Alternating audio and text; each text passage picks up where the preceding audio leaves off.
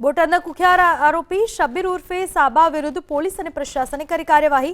અનેક ગુનામાં સંડોવાયેલા શબ્બીરે પોતાના ઘરની નજીક સરકારી જગ્યાઓ પર દબાણ કર્યું હતું, જે ગેરકાયદે બાંધકામનો ઉપયોગ શબ્બીર નામનો ગુંડો ગુનાહિત પ્રવૃત્તિઓને અંજામ આપવા માટે કરતો હતો। ત્યારે આજ પોલીસ અને પ્રશાસને કુખ્યાત એવા શબ્બીરને ખડકેલા એ જ ગેરકાયદે દબાણને જમીનદોસ્ત કર્યું।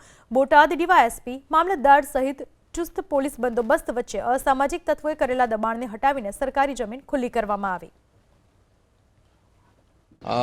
આજે હાલમાં અસામાજિક તત્વો વિરુદ્ધ જે કાયદેસરની કાર્યવાહીઓ ચાલી રહી છે, તે કાર્યવાહીમાં આજે બોટાદ પોલીસ દ્વારા જે ગેરકાયદેસર બાંધકામો આઈડેન્ટિફાઈ કરવામાં આવ્યા હતા તે અંગે મામલતદારશ્રીને રિપોર્ટ કરવામાં આવેલ હતો, જે બાદ નોટિસ આપ્યાની સમયમર્યાદા પૂર્ણ થતાં આ જે વારંવાર ગુનાહિત પ્રવૃત્તિ કરનારા ઇસમો છે તેના જે દબાણો છે તે આઈડેન્ટિફાઈ કરવામાં આવ્યા છે અને તેને આજે ડિમોલિશ કરવામાં આવ્યા છે।